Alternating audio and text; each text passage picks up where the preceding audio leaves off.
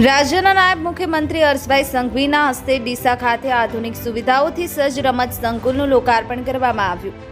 28,329 ચોરસ મીટર જમીન પર કુલ રૂપિયા 14.35 કરોડના ખર્ચે નિર્માણ પામેલા રમત સંકુલ યુવાઓના સપના સાકાર કરવાનું કેન્દ્ર બનશે।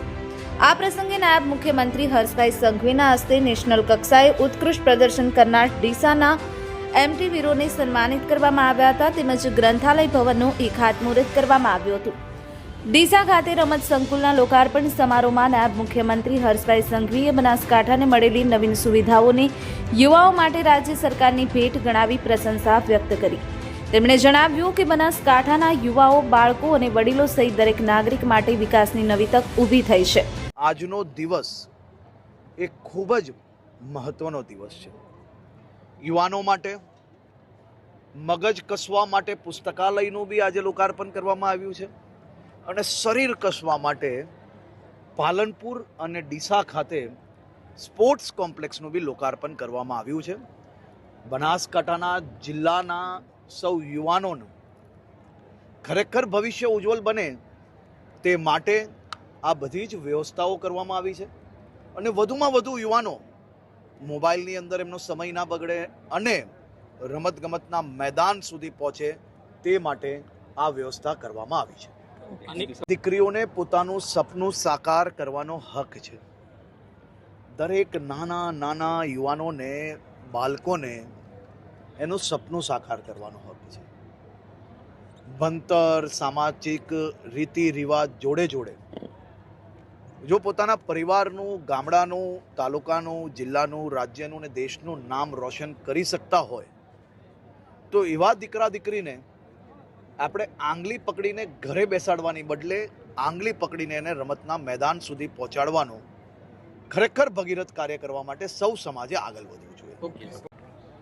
વલસાડ જિલ્લાના એક નાનકડા ગામના ગરીબ પરિવારની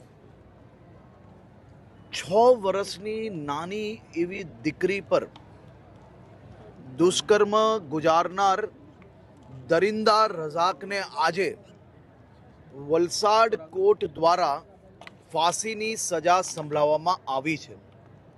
વલસાડ જિલ્લા પોલીસ દ્વારા આ દરિંદાને 48 કલાકમાં પકડીને 18 દિવસની અંદર ચાર્જશીટ પૂર્ણ કરીને પૂના 2 વર્ષની અંદર આ કેસમાં આ આરોપીને આજે ફાંસીની સજા અપાવવામાં સફળતા પ્રાપ્ત કરી છે।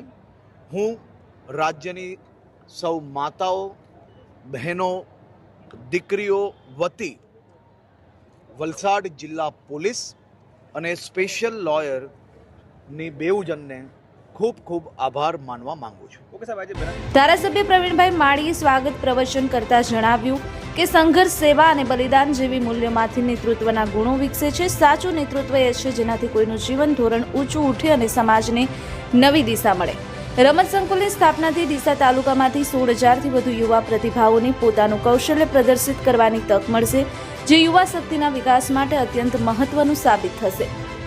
કાર્યક્રમમાં રમતગમત રાજ્યમંત્રી જયરામ ગામિત, વન અને પર્યાવરણ, વાહન વ્યવહાર અને ક્લાઇમેટ ચેન્જ રાજ્યમંત્રી પ્રવીણભાઈ માળી, કુટીર અને ગ્રામોદ્યોગ રાજ્યમંત્રી સ્વરૂપજી ઠાકોર, ધારાસભ્ય અનિકેતભાઈ ઠાકર, ધારાસભ્ય માવજી દેસાઈ, પૂર્વ સાંસદ હરિભાઈ ચૌધરી, દિનેશ અનાવાડિયા, પૂર્વ ધારાસભ્ય શશિકાંતભાઈ પંડ્યા, સ્પોર્ટ્સ ઓથોરિટીના ડાયરેક્ટર સંદીપ સાંગલે, જિલ્લા કલેક્ટર મિહિર પટેલ, જિલ્લા વિકાસ અધિકારી એમજી દવે સહિત પદાધિકારીઓ, અધિકારીઓ અને બહોળી સંખ્યામાં નાગરિકો ઉપસ્થિત રહ્યા હતા। नीरज बोडाना, जी एक्सप्रेस न्यूज, बनासकांठा। जी एक्सप्रेस न्यूज चैनल को सब्सक्राइब करना ना भूलें। ताज़ा अपडेट पाने के लिए बेल आइकन पर क्लिक जरूर करें। हर न्यूज़ को लाइक करें।